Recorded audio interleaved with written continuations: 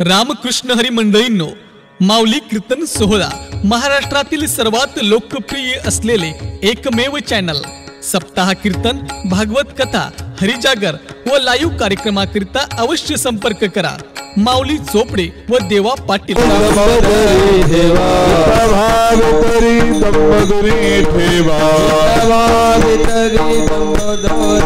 चित्त शुद्धी सेवा देवाची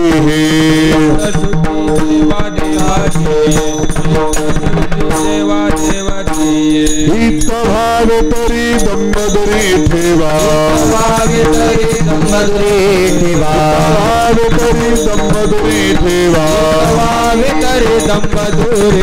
चित्त शुद्धी सेवा देवाची शुद्ध ठेवा देवाची, चित्त शुद्धी ठेवा देवाची।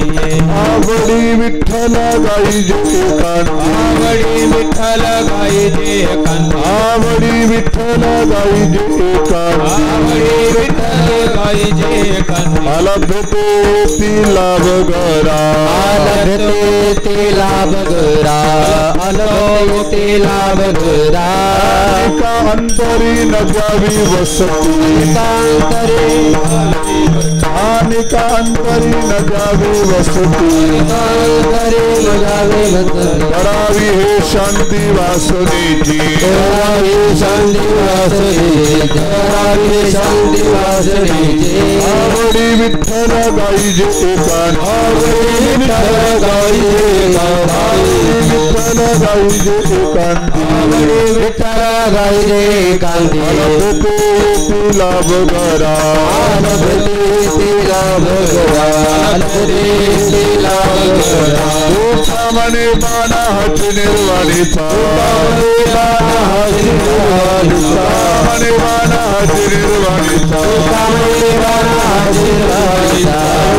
वाचा विष्णुनाई,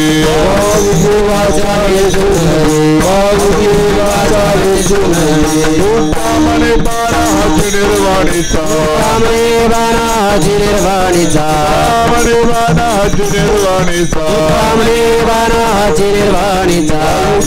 वाचा विष्णुनाई, वाचा विष्णुनाई, वाचा विष्णुनाई।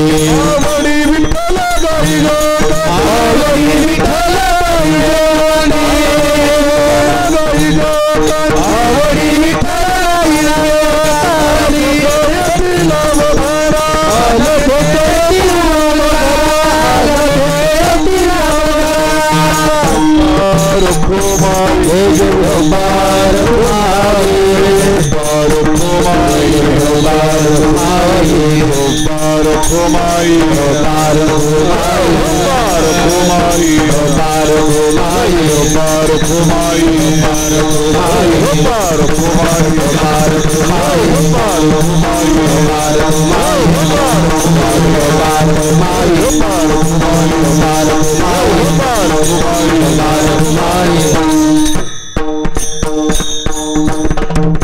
ठेवा, हित भावे तरी दंबदुरी ठेवा, चित्त शुद्धी सेवा देवाची आवडी विठ्ठल गाईजे कांती, अलभ्यते येते लाभ घरा।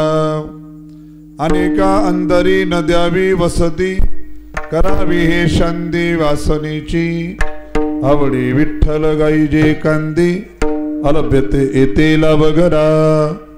तुका म्हणे बाण हाची निर्वाणीचा, तुका म्हणे बाण हाची निर्वाणीचा, वायू घे वाचा वेचू नये।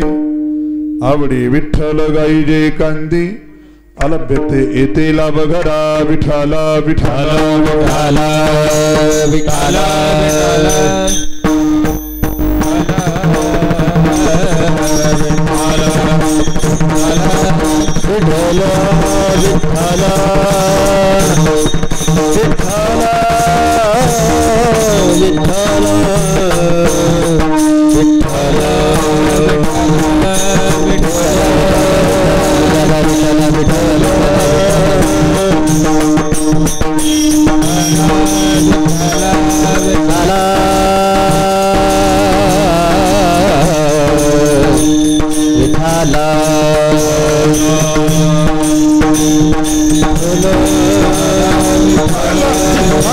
विठाला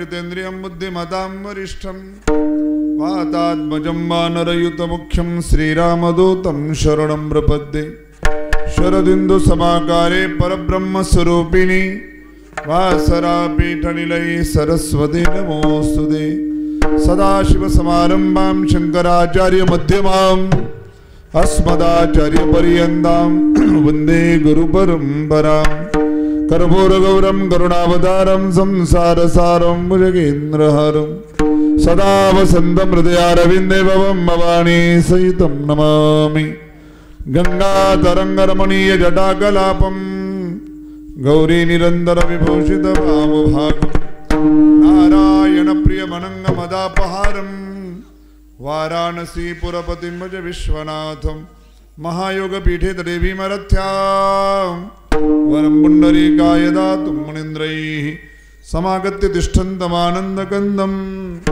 परब्रह्मलिंगं भजे पांडुरंगा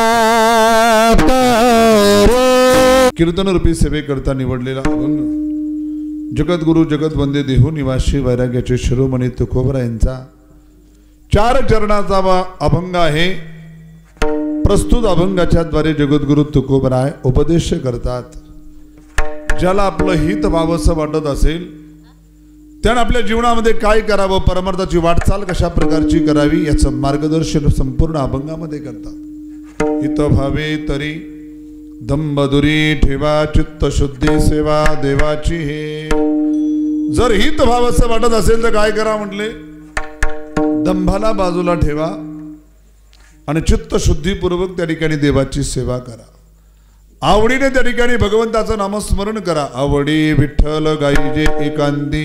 म्हणजे देवाचं नाव घेतलेलं होणार काय, म्हणजे अलभ्यते येते लाभ घरा। जे लाभ अलभ्य आहेत संसारामध्ये ते परमार्थामध्ये देवाचं नाव घेतल्यानं लभ्य होतील, म्हणजे प्राप्त होतील।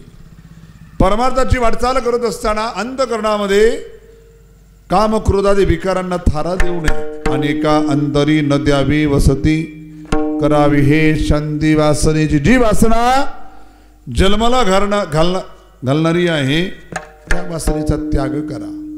म्हणजे भगवत प्राप्तीसाठी हाच अचूक आणि शेवटचा बाण आहे। तुका बने बाण हाची निर्वाणीचा वायू घे वाचा वेचू नये। विठ्ठला विठ्ठला विठ्ठला विठ्ठला विठ्ठला विठ्ठला विठ्ठला विठ्ठला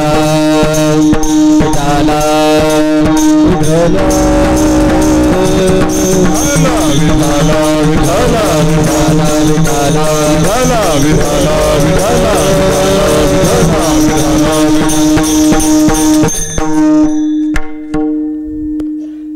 सेवेला प्रारंभ करण्यापूर्वी वक्ता या नात्याने देवाचा अल्पसा परिहार तो असा। आज या ठिकाणी मोजे नांदखेडा या गावामध्ये बजरंगबली मारुतीरायांच्या दरबारामध्ये एकादशी पर्वाच्या निमित्ताने आयोजित कीर्तनाची सेवा आणि त्या निमित्तातून असणारी कीर्तनाची सेवा माझ्याकडे आलेली आहे। उद्या ज्यांची द्वादशी आहे, द्वादशीचं अन्नदान आहे। आमचे परमस्नेही संजू भाऊ साखरवाड यांची द्वादशी आणि त्यांचं प्रेम, त्यांचा आग्रह, त्यांच्या आग्रहातून ही सेवा माझ्याकडे आलेली आहे। तसं पाहिलं तर सप्ताहातील कीर्तनच एवढी असतात की एकादशीचे कीर्तन करण्याचा जास्त योग लागत नाही, परंतु आणि मी जातही नाही तसं, परंतु त्यांचं प्रेम आणि त्यांच्या प्रेमातून ही सेवा माझ्याकडे आलेली आहे। आणि प्राप्त वेळेमध्ये आपल्याला ही सेवा करायची। विठ्ठला विठ्ठला विठ्ठला विठ्ठला विठ्ठला। तसं पाहिलं नांदखेडा हे गाव माझ्यावर नितांत प्रेम करणारं गाव आहे। गेल्या अनेक वर्षापासून ज्या गावाशी नाळ जुडलेली आहे। काही गावामध्ये अनेक वर्ष जरी गेलं पाहिजे तसा संबंध जुळून येत नाही, तेवढ्यापुरतं तेवढा कार्यक्रम झाला की विषय संपला।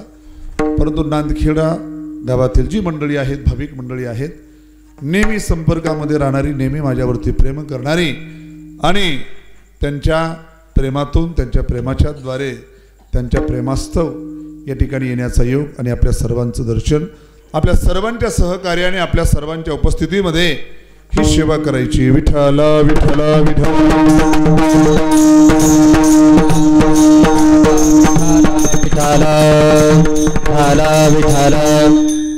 एकादशीचं पर्व वारकरी संप्रदायामध्ये काही गोष्टी, कोणत्याही संप्रदायाच्या काही ठराविक गोष्टी असतात.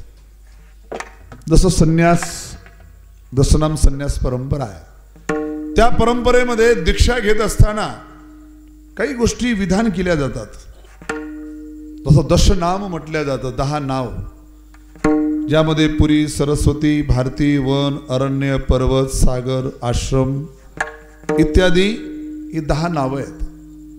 आणि त्या 10 नावाच्या अनुसार मग कोणाला कोणतं तीर्थ आहे, कोणता प्रदेश प्रचाराकरता आहे, त्यांची कोणती नदी आहे, त्यांचा कोणता देवता आहे, त्यांचं योगपट काय, गुरुपट काय, हे ठरलेलं असतं. जसं एखाद्या वेळेस अमरनाथ यात्रेच्या वेळेस एखादा आतंकवादी जर साधूचा वेश धारण करून गेला तर पोलीसवाल्यांना, मिलिटरीवाल्याला शिकवल्या जातं की साधूला प्रश्न कसे विचारायचे.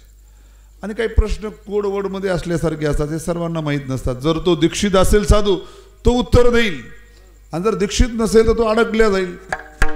तसं वारकरी संप्रदायामध्ये सुद्धा काही नियम घालून दिलेले आहेत.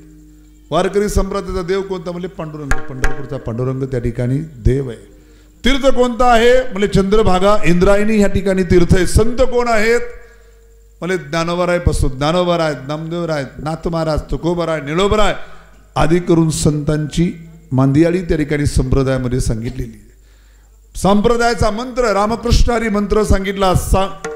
संप्रदायाची सायंकाळीन साधना, ज्याला हरिपाठाची साधना म्हटल्या गेलं. जसं इतर क्षेत्रामध्ये गायत्री मंत्राचा जप, त्रिकाल संध्या सांगितल्या जाते, परंतु वारकरी संप्रदायामध्ये संध्या कोणती आहे? हरिपाठाची त्या ठिकाणी संध्या आहे. पहाटे काकड्याची त्या ठिकाणी साधना सांगितलेली आहे. ज्ञानेश्वरी आणि गाथा हे प्रमुख ग्रंथ सांगितले. आणि उपवासामध्ये सर्वात प्रमुख उपवास म्हणजे एकादशी. एकादशी आणि सोमवार वारकऱ्यांनी करावं अशा प्रकारचा आपल्या साधू संतांनी आपल्याला घालून दिलेला नियम आहे. तसं करायला खूप उपवास करतो, परंतु संप्रदायामध्ये विशेष करून 24 एकादशी, 12 महिन्याच्या 24 एकादशी, महाशिवरात्री असेल, रामनवमी असेल, नरसिंह जयंती असेल, वामन जयंती असेल, हे सुद्धा उपवास सांगितलेले आहेत. तर त्या अनेक उपवासापैकी मला उपवास ठरलेला आहे, तीर्थ ठरलेला आहे, देव ठरलेला आहे, संत ठरलेले आहेत, ग्रंथ ठरलेले आहेत. आणि तसंच त्या ठिकाणी पर्व किंवा त्या ठिकाणी उपवास ठरलेले आहेत. त्या उपवासामध्ये प्रमुख उपवास म्हणजे एकादशीचं व्रत. संपूर्ण दिवसभर त्या ठिकाणी फराळ, ज्याला जसं झेपेल, ज्याची तब्येत चांगली असेल, कोणी नुसत्या दुधावर, कोणी नुसत्या पाण्यावर, कोणी नुसत्या फळावर, कोणी फराळ करून वेगवेगळ्या पद्धतीने आपल्याला जमेल तशा प्रकारचे. परंतु उपवास सूर्यास्त, काही लोक रात्री 12 वाजले म्हणले की आता झालं सुरू, नाही. सकाळचा प्रातःकाल झाल्याशिवाय उपवास सोडण्याचा अधिकार नाही. सकाळ झाली पाहिजे. रेल्वेचा टाइम टेबल नाही, तर संप्रदायाचा टाइम टेबल वेगळा आहे. रेल्वेचा रात्रीच्या 12च्या नंतर बदलतो, परंतु संप्रदायामध्ये तशा प्रकारचं नाही.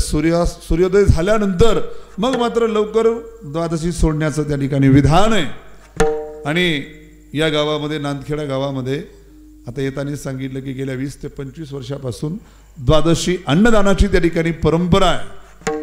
आणि ही अन्नदानाची परंपरा व्हायला पाहिजे, चालू राहायला पाहिजे. कारण आपण कमवलेल्या धनापैकी काही ना काही धन सत्कार्याकरता, अन्नदानाकरता, भगवत कार्याकरता त्या ठिकाणी गेलं पाहिजे.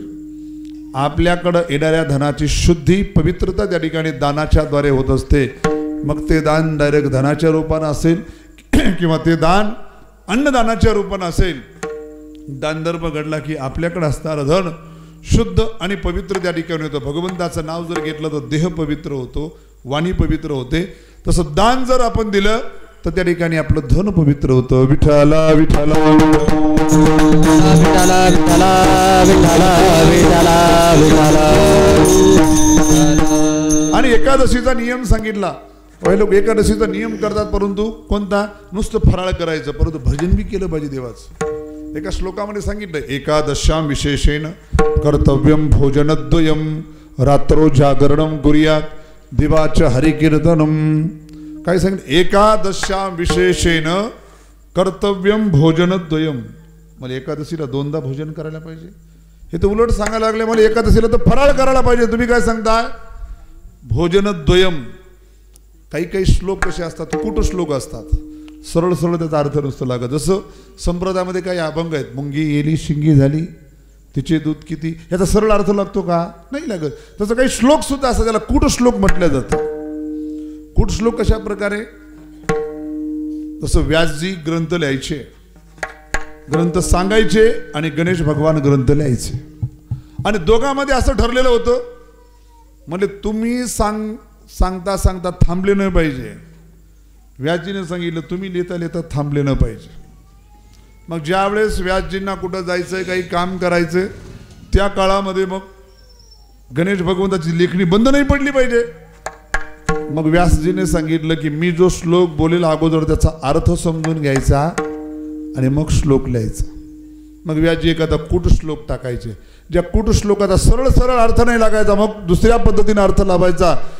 तेवढा वेळ गणपती भगवानाला त्या ठिकाणी लागायचा. तेवढ्यात व्यासजी आपलं काम करून यायचे. आपला विषय काय चाललेला आहे? कूट श्लोक. एकादश्याम विशेषेन कर्तव्यम भो जनद्वयम. हे जन, भो हे संबोधन आहे. भो आणि जन, जन म्हणजे हे माणसा एकादशी दिवशी 2 कर्तव्य कर्म केले पाहिजे. काय? रात्रो जागरणम करूया, रात्री जागरण करायला पाहिजे, देवाचं नामस्मरण करायला पाहिजे. दिवाच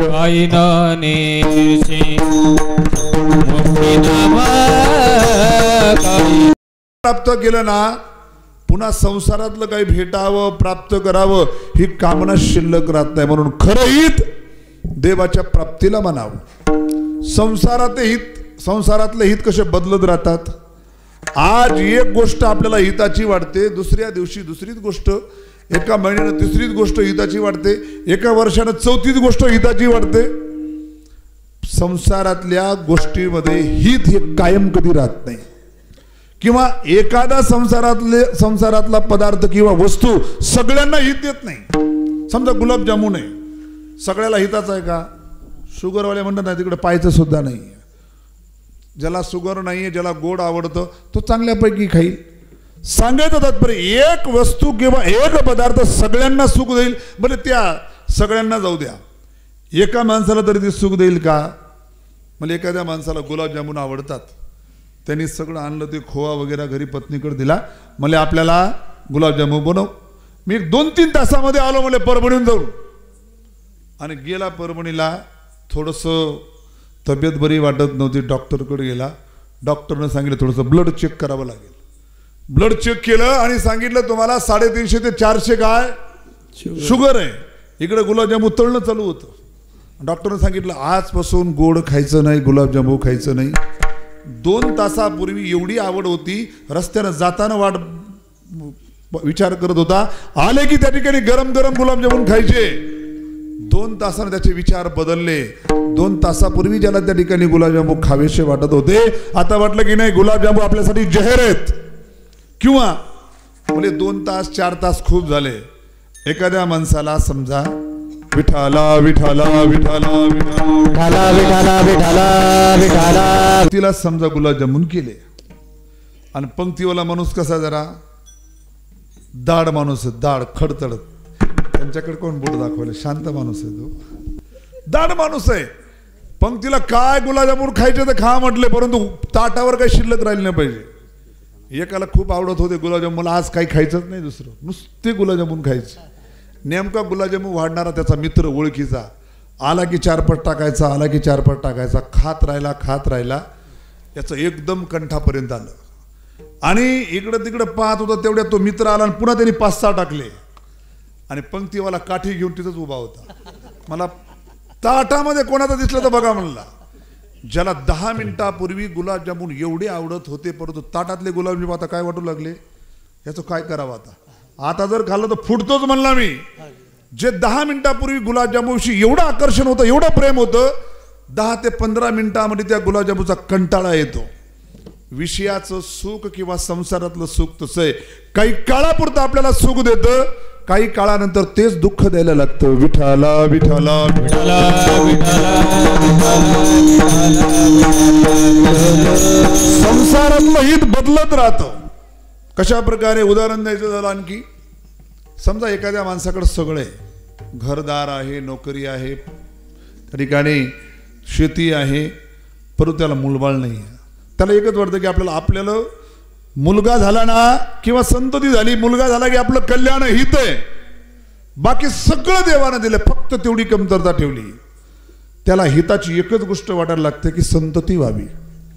झाली मुले देवाच्या कृपेनं संतती झाली, मुलगा झाला, त्याचं हित कसं बदलत राहतं. पुन्हा कशामध्ये हित वाटतं, नाही मला याला चांगल्या शाळेमध्ये परभणीच्या इंग्लिश स्कूलमध्ये ॲडमिशन भेटलं पाहिजे. मुलगा तेवढा हुशार नव्हता, कसं तरी डोनेशन देऊन ॲडमिशन झालं, म्हणजे झालं कल्याण. नाही म्हणजे वर्ग दर वर्ग करत तो गेला कितवीला, 10वीला. आता 10वीपर्यंत फेल व्हायचा प्रश्न नाही, 10वीला गेला, म्हणजे 10वीला याला चांगले मार्क्स पडले पाहिजे तर हित तर कल्याण आहे. 10वीला त्याच्याकडून खूप अभ्यास करून घेतला, 10वीला पास झाला, लगेच हिताची परिभाषा बदलली.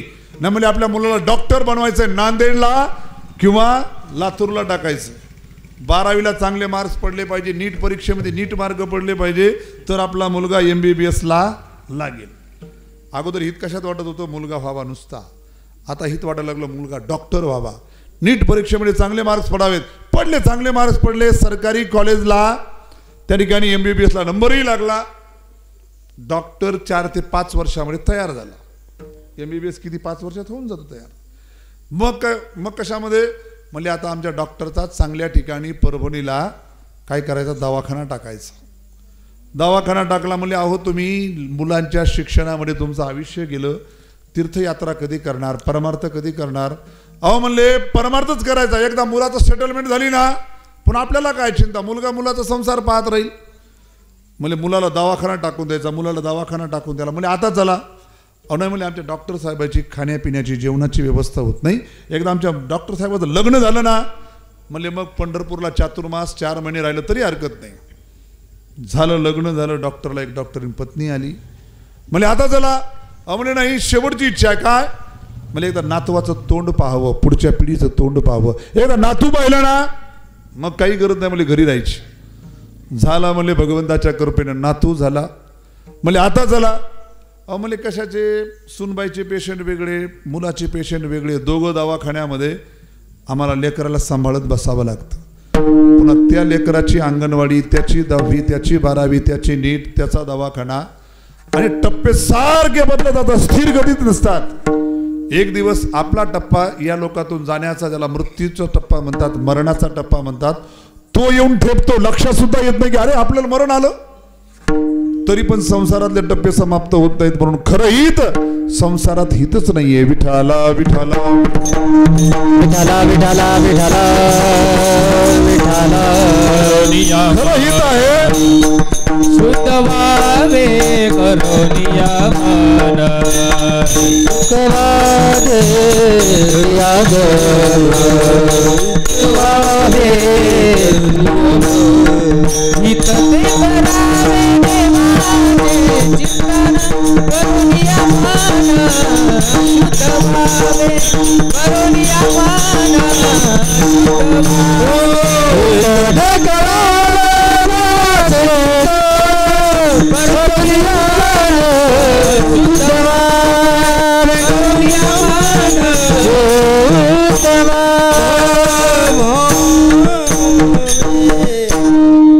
करावे देवाचे चिंतन करुनिया मन एकवेद किंवा शुद्ध भावे. हित कशामध्ये आहे, देवाच्या प्राप्तीमध्ये, देवाच्या चिंतनामध्ये हित आहे. कारण एकदा देवाची प्राप्ती झाली की पुन्हा संसारातलं काही भेटावं कामना शिल्लक राहत नाही. भागवतामध्ये वर्णन आले भक्त प्रल्हादाचं. नरसिंह भगवंत ज्यावेळेस हिरण्यकशिपूचा वध केल्यानंतर प्रल्हादाला जवळ गेला, प्रल्हाद मी तुझ्यावर प्रसन्न आहे, तुला काय पाहिजे ते माग. प्रल्हाद म्हणतो देवा काही नको, तुमची भक्ती करायची आणि भक्तीच्या मोबदल्यामध्ये काही मागायचं, मी काही व्यापारी नाही, मला काही नको.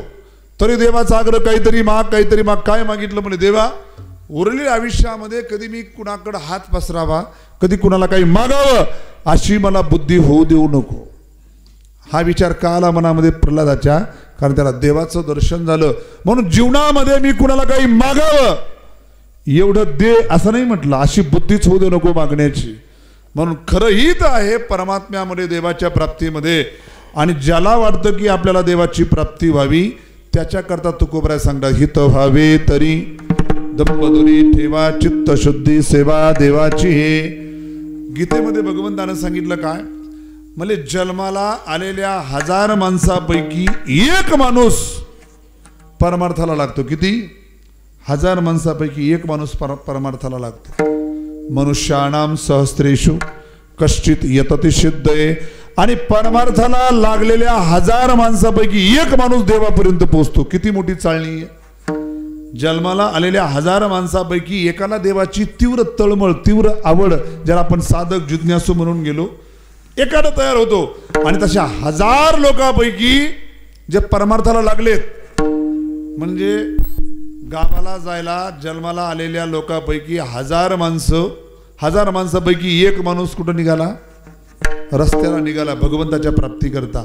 आणि अशा निघालेल्या 1000 पैकी एक देवापर्यंत पोहोचतो. म्हणजे बाकी 999 कुठं लापता होतात रस्त्यामध्ये, देवापर्यंत का पोहोचत नाहीत? तुकोबरायांनी, संतांनी त्या भगवत प्राप्तीच्या मार्गाचा धांडोरा घेतला. या मार्गामध्ये अशा काय अडचणी आहेत की लोक परमार्थाला निघतात, देवाच्या प्राप्ती करता निघतात, परंतु देवापर्यंत पोहोचतच नाहीत. नेमकं त्यांच्या काय अडचणीत आहे? तुकोबरायांनी त्या रस्त्याचा धांडोरा घेतला. त्या रस्त्यामध्ये मग कुठं खड्डे आहेत, कुठं मोठमोठे गतिरोधक आहेत, कुठं छोटे गतिरोधक आहेत, या सगळं निरीक्षण केलं. तुकोबरायांना असं दिसलं, काही ठिकाणी खड्डे दिसले, काही ठिकाणी गतिरोधक दिसले, काही ठिकाणी डांबर रोड असतो बघा, एकदम साफ दिसतो, परंतु त्याच्यामध्ये सुद्धा काय असतात? डायरेक्ट खड्डा नसतो, परंतु त्याला काय म्हणतात? जसं शेलू ते मानोत रोड, तो रस्ता आहे बघा, मानोत रोड रेल्वे स्टेशनवरून. दिसायला लोकांना वाटतं काय सरळ रस्ता आहे, स्पीडमध्ये गाडी चालवा, गाडी अशी चालायला लागते. मला खड्डा दिसत नाही, गतिरोधक दिसत नाही, परंतु आहे. ते कधी समजतं? ज्यावेळेस गाडीवर बसल्यावर चालतं. उभा टाकलेल्या माणसाला वाटतं किती छान रस्ता आहे. काळीची रानं जिथं असतात ना, काळीच्या रानामध्ये जो रोड बनतो ना, तो आपोआप दबायला लागतो. त्याच्यामध्ये खड्डे असून सुद्धा दिसत नाही. तसं परमार्थाच्या वाटचालीमध्ये काही गोष्टी अशा आहेत, त्या आपल्या परमार्थामध्ये अडचण निर्माण करतात, परंतु आपल्याला कळत नाहीत की त्या आपल्यामध्ये आहेत का. काही दोष असे आहेत आपल्याकडे असून कळत नाही. काही तर दोष कळतात, काम, क्रोध, लोभ, मोह कळतं आपल्याला की आपल्याकडे काम आहे, क्रोध आहे, लोभ आहे, मोह आहे, परंतु काही दोष असे आहेत ते दिसत नाहीत, कळत नाहीत. त्या दोषापैकी एक दोष आहे, तो दोष म्हणजे दंभ. आणि त्याला तुकोबराय काय म्हणतात? दूर करा. हित व्हावे तरी दंभ दुरी ठेवा. दंभाला दूर ठेवा. म्हणजे दंभ कळतच नाही माणसामध्ये आहे किंवा नाही. म्हणजे दंभ कशाला म्हणावं? दंभ जर कळाला तर कळल आमच्याकडे आहे किंवा नाही, आणि जर असेल तर उचलून काय करता येईल? बाहेर टाकता येईल, फेकता येईल. परंतु आम्हाला कळालं तर पाहिजे दंभ कशाला म्हणावं. दंभ त्याला म्हणतात, आपण सर्वजण परमार्थ करतो, आपल्या परमार्थाचा उद्देश काय असावा, आपण परमार्थ कशासाठी करतो, कोणताही परमार्थ असू द्या. कोणी वारी करा, तीर्थयात्रा करा, अन्नदान करा, धनदान करा, कीर्तन, कथा, प्रवचन श्रवण करा, काकडा भजन करा, ज्ञानेश्वरी पारायण करा, वेगवेगळ्या साधना करा, व्रत करा, उपवास करा. या सगळ्याचा उद्देश काय माणसानं लक्षात ठेवला पाहिजे. कधी कधी आपण मूळ उद्देश विसरून जातो आणि या साधनाच्या द्वारे काहीतरी आपल्याला वेगळं भेटावं. उदाहरण द्यायचं झालं, एखादा पंढरपूरचा वारकरी आहे, दर महिन्याला न चुकता पंढरपूरला जाणार आहे. तर न चुकता, कोणाकडून रुपया घ्यायचा नाही, स्वतःच्या खर्चानं त्या ठिकाणी जायचं, पंढरपूरला जायचं, चंद्रभागेचं स्नान घ्यायचं, नगर प्रदक्षिणा करायची, पांडुरंगाचं दर्शन घ्यायचं, द्वादश सोडून परत यायचं. कसल्याही प्रकारचं लोकांकडून काही न घेता स्वखर्चानं जाणं येणं. परंतु कुठेही गेला ना, किंवा गावात बसला, लोकांमध्ये पाहुण्या रावण्यामध्ये गेला, कुठं सोयऱ्यामध्ये गेला, बसलं की चर्चा, आपण लय पक्के वारकरी, पंढरपूरचे वारकरी आहे, कधी एक वारी चुकली नाही, एवढे वर्ष झाले. पठ्ठ्या वारकरी, गावामध्ये कोणी नाही, अख्ख्या गावामध्ये एकटा वारकरी आहे. लोकांना सांगण्याची गरज काय? लोकांकडून तुम्हाला रुपयाची अपेक्षा नाही, तिकटाची अपेक्षा नाही. मग लोकांना सांगायचं कशा करता? नेमकं आपण करत काय आहोत याचं भान आपल्याला राहत नाही. कशा करता लोकांना सांगायचं की लोकांनी आपल्याला चांगलं म्हणावं. लोकांनी म्हणावं वा काय वारकरी, तुमच्यासारखा वारकरी पंचक्रोशीमध्ये नाही. वा काय महाराज आहेत तुम्ही, काय तुमची देवावर निष्ठा आहे, काय तुमचा परमार्थ आहे. लोकांमध्ये आपला मान वाढावा, सन्मान वाढावा, लोकांमध्ये आपला प्रचार व्हावा, लोकांनी मला चांगलं समजावं, लोकांनी मला चांगलं म्हणावं, याकरता जर आपला परमार्थ होत असेल तर तो आपल्या परमार्थातला काय आहे? दंभ आहे. तो कळत नाही म्हणल्यापेक्षा तो गोड वाटतो फार. कोणती साधना असू द्या, आपली साधना कधी लोकांना सांगण्याकरता नसावी. देव काय अज्ञानी नाही का? देवाचं असं आहे का? जसं माता माऊली काही गुरुवारचे उपवास करतात, त्याच्यामध्ये काय असतं, ते पोथी असते गुरुवारची, एवढ्या एवढ्या महिलांना ती वाटप करायची. असं असतं ना, असंच ना देवा? हा, तसं आहे का की तुम्ही तुमची वारी, तुमचा परमार्थ 100 लोकांना सांगितला म्हणजे तुम्हाला 100 पटीने फळ प्राप्त होणार आहे? नाही, तर 100 पटीने कमी होईल. आपला परमार्थ झाकून ठेवला पाहिजे, उघडा नाही केला पाहिजे. उघडा केला तर तो परमार्थ त्या ठिकाणी समाप्तीच्या मार्गावर जातो. पण आपला परमार्थ किंवा आपली परमार्थाची साधना लोकांना सांगायची गरजच नाही ना. देवाला कळतं. आपण पंढरपुरामध्ये आलो, पंढरपुरातून बाहेर आलो, दर्शन घेतलं, चंद्रभागेचं स्नान केलं, लोकांना सांगण्याची बिलकुल गरज नाही. आणि असं जर वाटत असेल लोकांना सांगितलं म्हणजे वारी पावते, तर तो आपला भ्रम आहे, ते आपलं अज्ञान आहे. पण आपली साधना कधीच कुणाला सांगू नये. कसल्याही प्रकारची साधना असू द्या. जसं काही लोक, काही माता माऊली उपवास करतात, उपवास करतात, अनेक उपवास करतात, परंतु उपवासा करता फराळाचं शेंगदाणे, साबुदाणा, केळी, चिक्कू, सफरचंद कोणाची काही अपेक्षा नाही, घ्यायचं नाही कोणाकडून काही. परंतु कुठं गेलं, मला चतुर्थी असते, मला खडी साखरेवर एकादशी असते, मला नुसत्या चहावर शनिवार असतो, मला सोमवार असतो, मला अमुक गुरुवार असतो, मला अमुक महिनाभर उपवास असतो. कशाला सांगायचंय? का त्यांच्याकडून सर्टिफिकेटवर सही घ्यायची का? एवढ्या एवढ्या महिलांची सही असली म्हणजे तुमचा उपवास सफळ झाला नाहीये. परंतु आपल्याला सवय लागलेली की आपण करत असलेल्या जी साधना आहे त्या साधनेचा ढिंडोरा पिटवणं, त्याचा गाजावाजा करणं.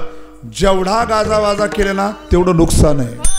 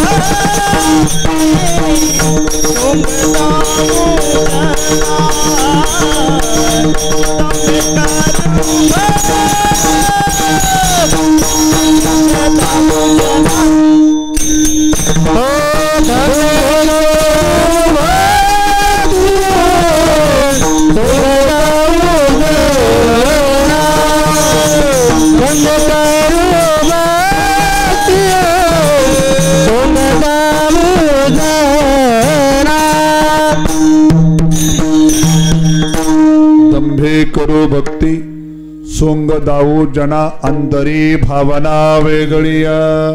म्हणजे मनामध्ये एक चाललंय आणि बाहेर एक चाललेले. अंतरी संसार भक्ती बाह्यात्कार मनोनी अंतर तुझे पायी. म्हणजे देवापासून आपण दूर काय? आपल्याला वाटतं आपण भक्ती करतो, परंतु कधी कधी भक्तीचं सोंग आपल्याकडून घेतल्या जातं, लोकांना दाखवण्याकरता भक्ती केल्या जाते. पण अशा प्रकारचा दंभ आहे. कोणतीही साधना असू द्या. समजा आपण धनदान करतो, पट्टी देतो, मंदिराला पट्टी दिली, जसं महादेवाचं मंदिर झालं, सुंदर मंदिर केलं सर्व ग्रामस्थांनी. परंतु एखाद्यानं पैसे दिले आणि त्याचं पैशाचं नाव लिहायचं राहिलं, सांगायचं राहिलं, माणूस म्हणतो आपण एवढे एवढे पैसे दिले, आपलं नावच नाही आलं. आपण मग मंदिराला दिलेले पैसे नावासाठी दिले का महादेवासाठी दिले? का नाव पुकारलं सर गावामध्ये ऐकून गेलं म्हणजे महादेवाला पावतं दान असं आहे का? अहो महादेव सर्वज्ञ सर्वविद आहे, तो सर्व जगाचं जाणतो. मग तुम्ही दिलेलं दान नाही का जाणणार? अहो म्हणजे सप्त्यामध्ये आपण पंगत करतो. पंक्तीमध्ये कधी कधी होतं पत्रिका छापत असताना एखाद्या अन्नदात्याचं नाव राहून जातं, एखाद्याचं चुकीचं नाव येतं. म्हणजे आपल्याला पंगत नाही करायची यंदा का? मला आपलं नावच बरोबर लिहिलं नाही पत्रिकेमध्ये, आपलं नावच लिहिलं नाही. मग आपला अन्नदानाचा जो कार्यक्रम आहे, अन्नदान रूपी परमार्थ आहे, तो फक्त नावाकरता आहे का?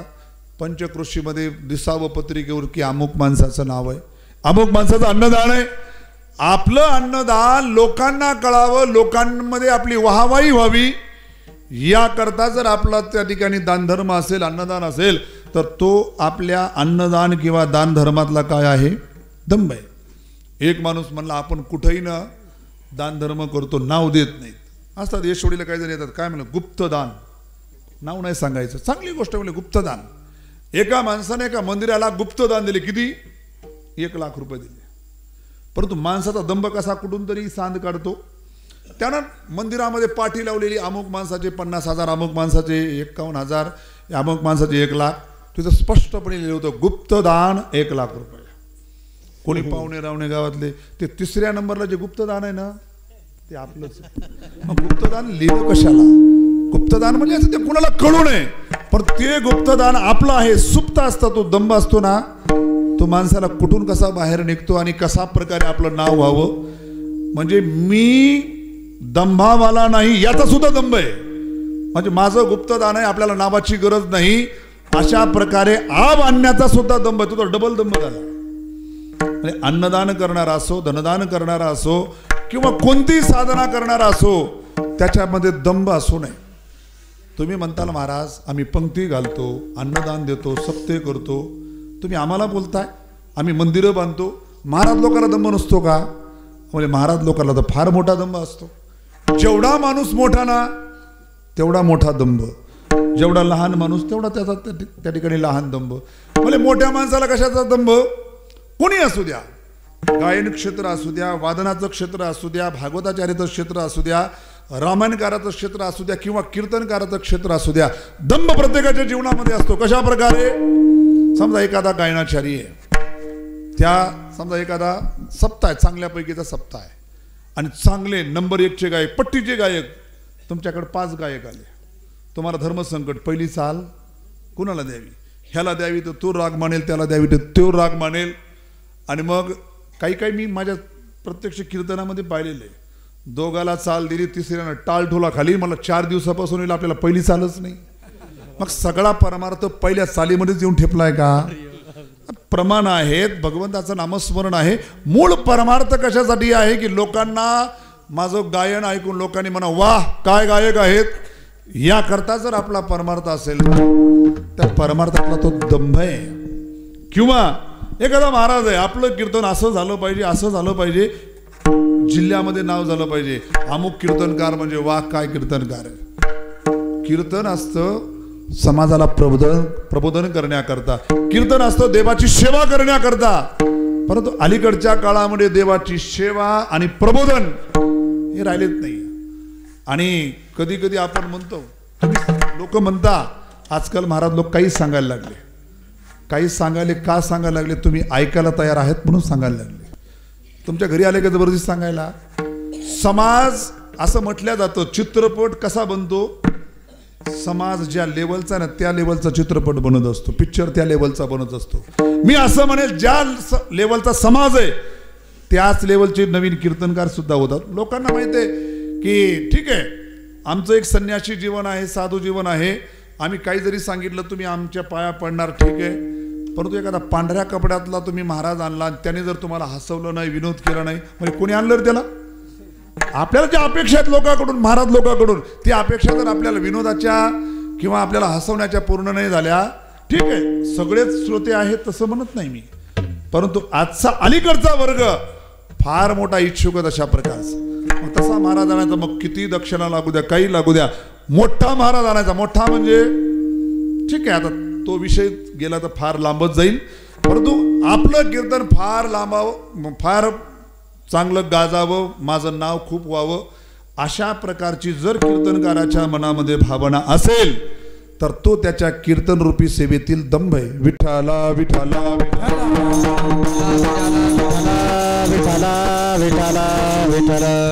अहो म्हणले दंभ कसा घातक आहे. गीतेमध्ये श्लोक आलेला आहे,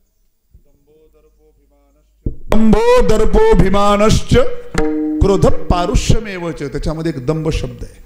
त्या दंभ शब्दावरती ज्ञानोबराय 4 दृष्टांत देतात की दंभ किती घातक आहे. पहिलं उदाहरण दिलं, जैसी आपुली जननी नग्न दाविलिया जनी ते तीर्थची परिपत्नी कारण वय. जशी आपली जननी, जननी म्हणजे आई, जन्म देणारी आई. जैशी आपुली जननी नग्न दाविलिया जनी ते तीर्थची परिपत्नी कारण वय. सरळ अर्थ आहे, आपली आई आहे, जिची सेवा जर केली ना ती तीर्थ आहे. तसं तीर्थाची सेवा केली तर आपल्याला भगवंताची प्राप्ती, तसं आईची सेवा. पुंडलिकरायनं काय केली साधना, आई वडिलाची सेवा केली. देव भेटायला आले, पांडुरंग आले, मग एवढं आईमध्ये सामर्थ्य आहे. पण तिला जर आपण अपमानित केलं, तिचा अपमान केला, घराच्या बाहेर हाकलून दिलं, तिला बोलू नाही ते बोलायला लागलो, तर तीच आई त्या ठिकाणी काय होऊ शकते, ते तीर्थची परिपत्नी कारण होय, आपल्या पतनाला कारण होऊ शकते. म्हणजे आई शाप देईल का, नाही म्हणले. आईचं हृदय फार मोठं असतं. आपल्या मुलाकडून किती जरी आईला त्रास झाला, आईच्या मुखातून अंतकरणातून कधी आपल्या मुलासाठी शाप, वाईट शब्द नाही जाणार. ती शेवटपर्यंत म्हणणार माझ्या मुलाला कळत नाही, माझ्या मुलाचं कल्याणच व्हावं. परंतु देवाचं काही विधान आहे ना, तुम्ही जर आईला त्रास दिला तर तुमच्या जीवनाचं पतन झाल्याशिवाय राहणार नाही. तसं आपला परमार्थ आहे, जो परमार्थ आपल्याला देवाची प्राप्ती करून देणार आहे. परमार्थ महाधन जोडी देवाची चरण, एवढा परमार्थ चांगला आहे.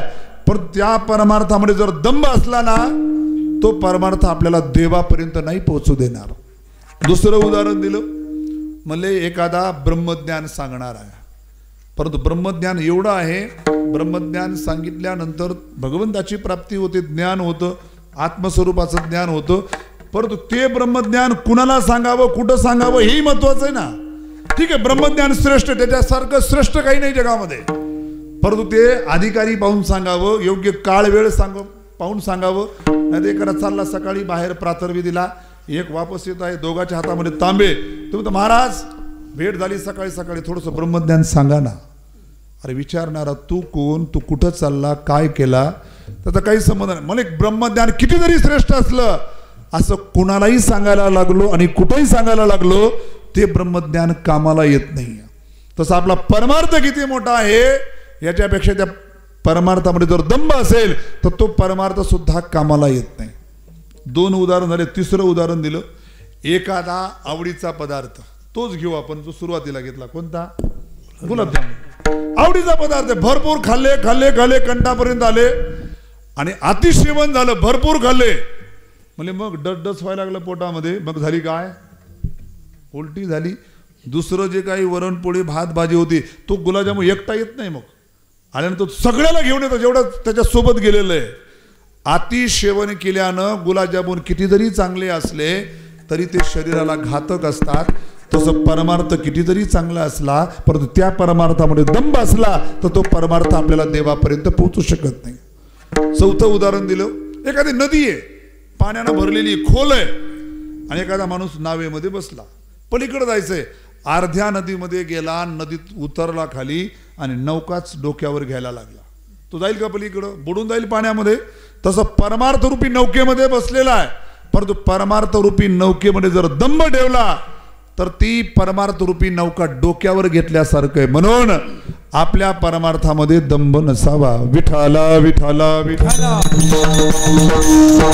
एक जण महाराजाला म्हणाला, महाराज अहो दंभ थोडासा असल्यावर नाही का जमत. म्हणजे कशाला पाहिजे तुम्हाला दंभ. म्हणजे दंभ असल्यावर माणसाला जरा परमार्थ करायला हुरूप येतो. लोक म्हणतात वा वा वा वा काय महाराज, वा काय गायनाचार्य, वा काय तुम्ही भागवत सांगता, वा काय कीर्तन सांगता. लोकांनी असं म्हटलं जरा छाती फुगते, परमार्थ करायला त्या ठिकाणी हुरूप येतो, मग थोडासा दंभ केला तर काय हरकत आहे? म्हणले नाही, म्हणजे आमचा एवढा परमार्थ, आम्ही वारी करतो, तीर्थयात्रा करतो, कथा कीर्तन श्रवण करतो, धनदान करतो, अन्नदान करतो, एवढ्या सगळ्या गोष्टी करतो, एवढा खर्च करतो, मग 4 लोकांनी आमची वाहवाही केली, 4 लोकांनी आम्हाला चांगलं म्हटलं, तर महाराज तुम्हाला पाहवं का? म्हणले नाही, दंभ थोडा काय आणि जास्त काय?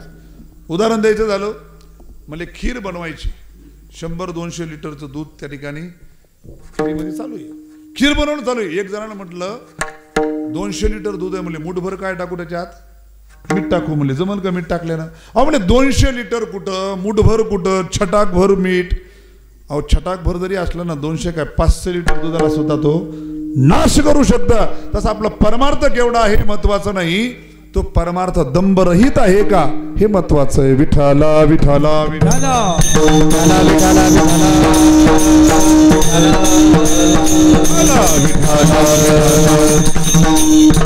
हित भावे तरी दंबदुरी ठेवा, चित्त शुद्धी सेवा देवाची. हे शास्त्रामध्ये 3 प्रकारच्या वासना सांगितल्या. एक वासनेला शब्द येषणा शब्द शास्त्रामध्ये, एक आहे वित्तेषणा, एक आहे दारेषणा आणि एक आहे लोकेषणा. वित्तेषणा म्हणजे मला धन प्राप्त व्हावं, कुणाला वाटत नाही मला धन प्राप्त व्हावं, याला म्हणावं वित्तेषणा. एक वाटतं दारेषणा, दारा म्हणजे पत्नी, पत्नी प्राप्त व्हावी, किंवा त्यालाच म्हणतात पुत्रेषणा, मला पुत्र व्हावा. आणि एक आहे लोकेषणा, लोकेषणा म्हणजे लोकांमध्ये माझा सन्मान वाढावा, लोकांनी मला मोठं म्हणावं. कधी कधी काही माणसाला पैशाची गरज नसते, म्हणजे आपल्याला काही गरज नाही पैशाची, वित्तेषणा आपल्यामध्ये नाही आहे.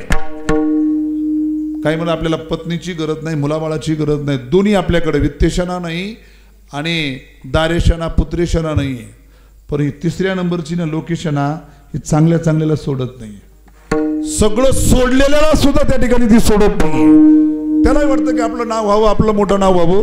ही लोकेशनाच एक प्रकारचा दंभ आहे. विठाला विठाला विठाला विठाला विठाला विठाला हित भावे तरी दंबदुरी ठेवा, चित्त शुद्धी सेवा देवाची. हे मी विचार केला, साऊंड सिस्टम बरोबर नाही, लवकर अर्ध्या पाऊण तासात आवरू, परंतु 11:15 वाजले. विठाला विठाला विठाला विठाला. कधी कधी कसं असतं, ओळखीचे माणसं, ओळखीचे गुणीजन असले ना, टाइम कसा जातो काही कळत नाही. नवीन गावामध्ये सगळंच नवीन असल्यावर जड जातं, परंतु हे गाव माझं जुनं गाव आहे. विठाला विठाला चित्तशुद्धी सेवा देवाची. हे चित्तशुद्धीपूर्वक देवाची सेवा करावी. चित्तशुद्धीपूर्वक देवाची सेवा म्हणजे काय? आपण कुठं आहोत? अभंगाच्या पहिल्या चरणाच्या उत्तरार्धामध्ये आहोत. म्हणजे देवाच्या सेवेनं चित्त शुद्ध होतं का चित्त शुद्ध करून देवाची सेवा करायची? अगोदर कोणतं करायचं? अगोदर देवाची सेवा. काय म्हणा? चित्तशुद्धी सेवा देवाची. म्हणजे चित्त शुद्ध करून देवाची सेवा करायची. म्हणजे देवाची सेवा केल्यानं चित्त शुद्ध होतं. मग अगोदर कोणतं? जसं लहान मुलं प्रश्न विचारतात ना, कोंबडी अगोदर का अंडा अगोदर, तसं मग अगोदर देवाचं भजन अगोदर करायचं का अगोदर चित्त शुद्ध करायचं?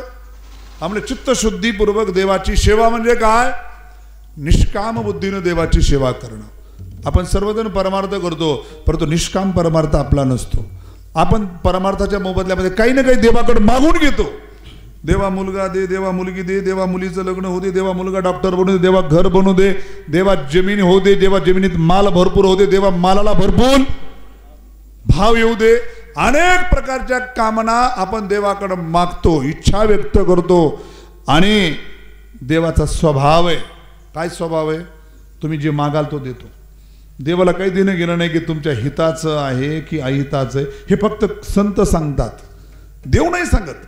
देव जसं तो मग एखादा मजूर आहे, एखाद्या कामावर जाणारा आणि वीटभट्टीवर कुठं कामाला जाणारा, काम झालं की लगेच तो हप्त्याचा पगार द्यायचा. त्याची पत्नी म्हणायची, अहो ते घेतात पैसे आणि पितात, घरी काही देत नाहीत, ते मला काही देणं घेणार, काम तो करतोय, तो आला की मी त्याला पगार देणार, तो काय करतो त्याचा विषय. परंतु संतांचं तसं नाही, देवाचं तसं आहे. त्याने माझं भजन केलं ना, त्यांनी जे मागितलं ते मी त्याला देणार. मग कोणी मागितलं की मला मरणच येऊ नये, कोणी मागितलं मला दिवसा मरण येऊ नये, मला रात्री मरण येऊ नये. वेगवेगळ्या भक्तांच्या वेगवेगळ्या कहाण्या आहेत. परंतु देव जे मागितलं तो देत असतो. आपल्याला कळालं पाहिजे की आपण देवाकडं काय मागावं, आपल्याला कळायला पाहिजे.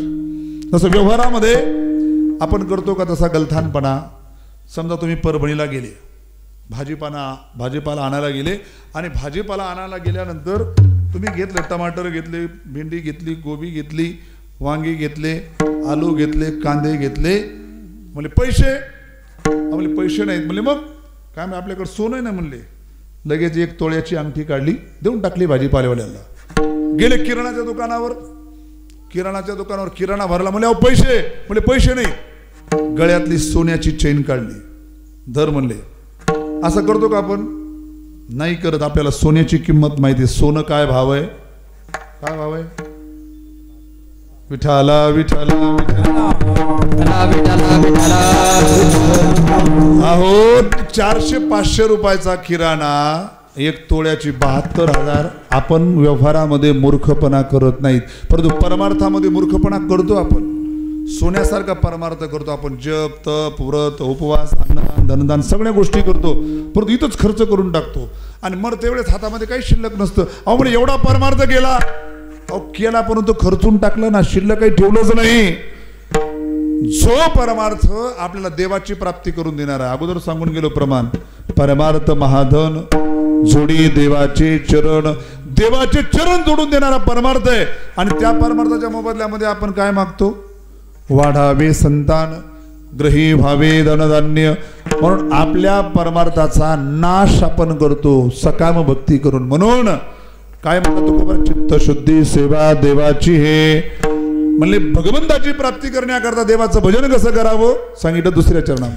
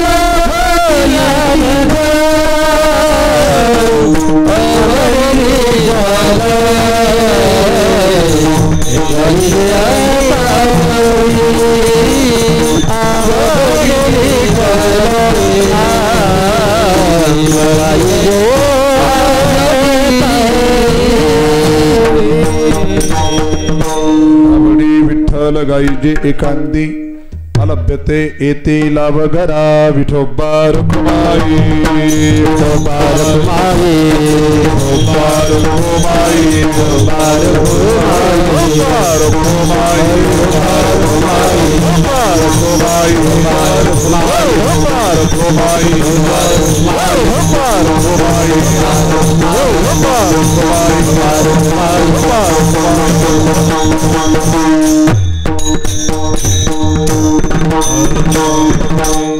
शेवटी घेऊ. चल हित व्हावे तरी दंबदुरी ठेवा चित्त शुद्धी सेवा देवाची हे आवडी विठ्ठल गाईजे एकांती अलभ्यते येते लाभ घरा मला देवाचं नाव घ्यावं कसं घ्यावं कुठं घ्यावं 2-3 गोष्टीचा निर्देश केलेला आवडीनं घ्यावं कुठं घ्यावं ले गाईजे एकांती आवडी विठ्ठल गाईजे एकांती काय गावं तर मला विठ्ठलाचं नाव गावं कसं गावं तर मला आवडीनं गावं आणि कुठं गावं एकांतामध्ये गावं म्हणजे आवडीने का गावं म्हणजे आवडीनं गायल्यानंतर आपण किती गात आहोत किती वेळ आपला भजनामध्ये जात आहोत याचं ज्ञान राहणार नाही म्हणून आवडीने गावं आवडीने भावे हरिनाम घेसी तुझी चिंता त्यासी सर्व आहे म्हणजे आम्हाला आवडत नाही तर कसं आम्ही गावं म्हणजे सुरुवातीला प्रत्येकाला आवडत असेल असं काही सांगता येत नाही सुरुवातीला प्रत्येकाला जबरदस्ती करावं लागतं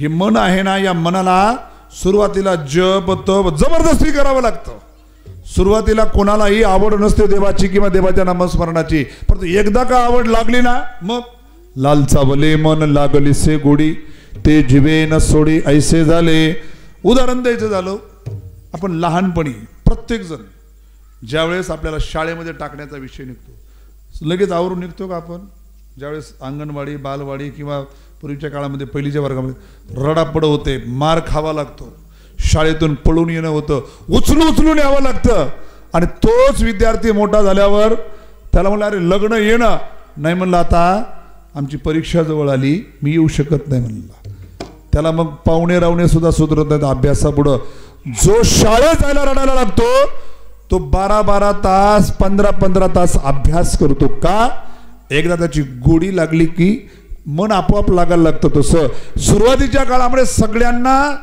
जबरदस्ती करावी लागते भजनाला परंतु एकदा लागलं की मग आवड निर्माण होते आवडी विठ्ठल गाईजे एकांती म्हणजे गावं म्हणजे काही नाही केलं पाहिजे देवाच्या नावाचं म्हणजे आम्हाला गाता येत नाही ना म्हणजे गाता येत नाही तर सरळ नाव त्या ठिकाणी देवाचं नाव घ्या गाता येईल तेनेची गावे येर हरी हरी म्हणावे म्हणजे ज्याला गाता येईल ना त्यानं अवश्य गावं स्वतःलाही आनंद आहे आणि ऐकणाऱ्याला सुद्धा आनंद आहे परंतु ज्याला येत नाही त्यानं जसं येईल तशा प्रकारचं त्या ठिकाणी नाव घ्यावं आणि कुठं घ्यावं म्हटले एकांती म्हणजे एकांत कशाला म्हणावं आपण एकांत कशाला म्हणतो कोणी आपल्या आसपास नसणं आपण त्याला म्हणतो एकांत सुरुवातीच्या काळामध्ये एकांत आपल्याला परवडतो का आवडतो का नाही सामान्य माणसाला एकांत नकोय प्रत्येकाला काय वाटतं माझ्याजवळ कोणीतरी असावं मला कोणीतरी बोलायला असावं काही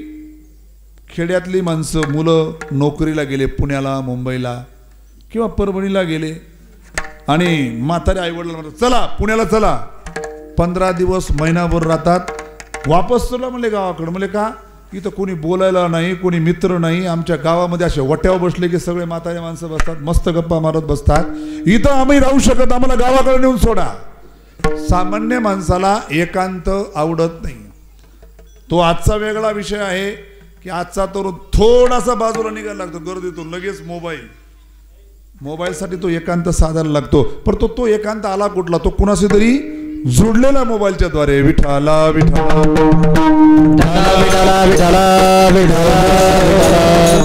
म्हणून अशा प्रकारचा एकांत सुरुवातीच्या काळामध्ये साधकाला परवडणार नाही गुजरातमध्ये आनंद नावाचा एक जिल्हा शहर आहे आनंद नावाचं जसं परभणी तिथे एक आश्रम आहे त्या आश्रमामध्ये अशा खोल्या बनवलेल्या आहेत वरील रूम त्या रूम मधूनच खाली उतरायला गुफा पायऱ्या केलेल्या खाली उतरायचं खाली ध्यान साधना करा तुम्हाला गेल्या गेल्या विचारणार तुम्हाला साधना किती दिवस करायची कोणी 2 महिने कोणी 1 महिना कोणी 6 महिने कोणी वर्षभर लिहून घेतात त्याच्याकडून किती महिने आणि त्याला आत सोडतात बाहेरून कुलूप लावून घेतात आत तुम्ही राहा सगळं टॉयलेट बाथरूम सगळं अटॅच त्याला खिडकीतून पाहिजे ते त्याला जेवण चहा मागा कॉफी मागा जेवण मागा सगळं परंतु रूमच्या बाहेर यायचं नाही आपल्यापैकी एखाद्याला कोंडून ठेवलं तसं तो म्हणजे काही देऊ नका मला जाऊ द्या बाहेर मला नाही एकट्याला नाही आवडत मग कोणी बोलायला नाही कोणी काही विनोद करायला नाही परंतु जे साधक आहेत त्या साधकांच्या जीवनामध्ये त्याच्यासारखा त्या ठिकाणी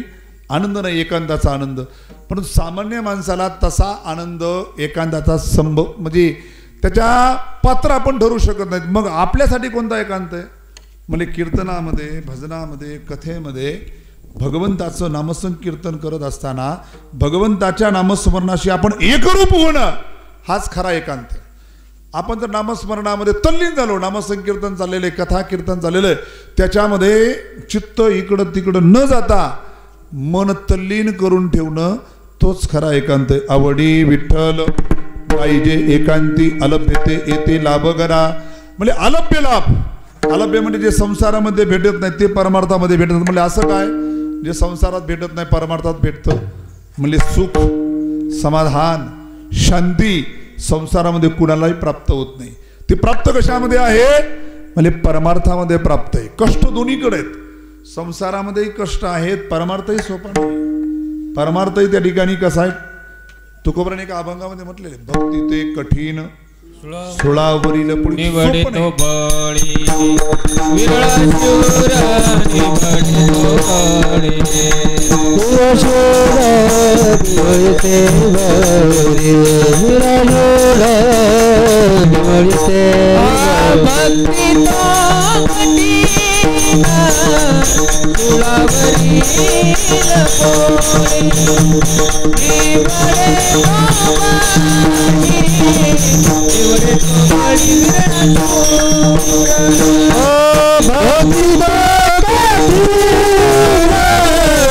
पोळी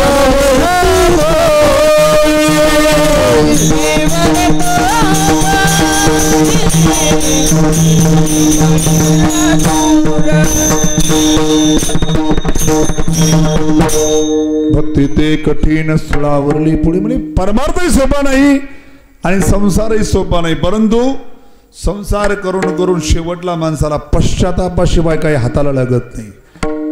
ज्यावेळेस वाटतं आपण काय केलं, आयुष्यभर नुसता संसार केला, काय हातामध्ये राहिलं नाही, काय जीवन सगळं व्यर्थ घालवलं, कधी वाटतं वेळ निघून गेल्या वाटतं. वेळ असताना नाही वाटत, वेळ असताना वाटतं त्याच्या माझ्यासारखा पुरुषार्थी माणूस कोणी नाही. आणि परमार्थामध्ये जीवन गेलं तर त्याला वाटतं सार्थकी जीवन लागलं माझं. परिश्रम दोन्हीकडे आहे, परंतु एकीकडे जीवनाची सार्थकता आहे आणि एकीकडे पश्चाताप आहे. विठाला विठाला विठाला विठाला विठाला. म्हणून परमार्थामध्ये समाधान आहे, सुख आहे, शांती आहे, अलभ्यते लाभ येते घरा. आणि परमार्थाची वाटचाल करत असताना अनेका अंतरी नद्यावी वसती करावी हे शांती वासनेची. हे काम क्रोधादी विकार आहेत ना, या विकारांना अंतकरणामध्ये जागा देऊ नये. त्यांना जर अंतकरणामध्ये जागा दिली तर भगवंत अंतकरणामध्ये राहत नाही. उदाहरण द्यायचं झालं, मारुतीराय आहेत मंदिरामध्ये.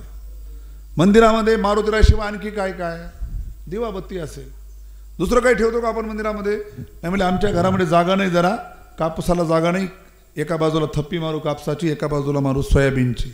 जमतं का मंदिरामध्ये? मंदिरामध्ये फक्त देव असतो, देवाच्या व्यतिरिक्त काही नसतं. तसं देवाला अंतकरणामध्ये ठेवायचं ना, तर आपल्या अंतकरणाला, हृदयाला सुद्धा मंदिर बनवावं लागेल. आणि मंदिरामध्ये जर कचरा असला ना, आपल्या मंदिरामध्ये कचरा भरलेला आहे, काम क्रोधादी विकारांचा कचरा. जोपर्यंत हा कचरा बाहेर करणार नाही तोपर्यंत देव अंतकरणामध्ये येणार नाही. म्हणून म्हटलेलं आहे, काम क्रोध वैरी खातले बाहेरी बैसला अंतरी पांडुरंग. म्हणजे विकारांना बाहेर घालावं लागतं. म्हणून तुकोबा म्हणतात, यांना जागा देऊ नका. अनेका अंतरी नद्यावी वसती. म्हणजे विकार कसे बाधक आहेत? म्हणजे हे विकार माणसाला पापाकडे प्रवृत्त करतात. कशा प्रकारे? समजा श्रावण महिना आला, माणसं पुण्यच पुण्य करायला लागतात. गावात सप्ताह आला, सगळे परमार्थाला लागतात. खाणारे पिणारे नाही, म्हणजे 8 दिवस सगळं बंद, कोणी प्यायचं नाही, कोणी खायचं नाही, नुसता परमार्थ करायचा. श्रावण महिना आला आणि नेमका श्रावण महिना संपला, मग 1 महिन्याचं वळण पडलेलं माणसं तुटून कोण पडतात मग पापाकडं. का पुन्हा पापाकडे जातात? ट्रॅक का बदलतात लगेच? एका दिवसात एकदा मार्गाला लागले ना, त्याच मार्गाने चालायला पाहिजे. म्हणजे अंतकरणामध्ये जे विकार भरलेले आहेत ना, ते लगेच तोंड वर काढतात. चला म्हणतात आपला पहिला मार्ग बरा आहे. गीतेमध्ये भगवंताला अर्जुनाने प्रश्न केला, आता केन प्रयुक्तोयम पापम चरती पुरुषः. माणूस पापाकडे का प्रवृत्त होतो? भगवंतानं उत्तर दिलं, काम एष क्रोध एष रजोगुण समुद्भवा. म्हणजे हे विकार आपल्याला त्या ठिकाणी पापाकडे वळवतात. म्हणून या विकारांना अंतकरणामध्ये जागा देऊ नका. अनेका अंतरी नद्याबी वसती करावी, हे शांती वासनेची शांती करावी. कारण जन्म घेणे लागे वासनेच्या संगे, जशी वासना देईल तसा जन्म घ्यावा लागतो. वासना ही बंधनाला कारणीभूत आहे. म्हणून वासनेची शांती करा, म्हणजे तिला सोडून द्या. आणि ज्यानं म्हणजे अशा प्रकारे त्या ठिकाणी जीवनातला दंभ दूर करावा, आवडीनं भगवंताचं नाव घ्यावं. अहो म्हणले खरा परमार्थाचा मार्ग हाच आहे. तुकोबरांनी शेवटच्या चरणात हाती निर्वाणीचा तुकामनी बाण, हाती निर्वाणीचा तुकामनी बाण, हाती निर्वाणीचा तुकामनी बाण, हाती निर्वाणीचा. देवा पाटील.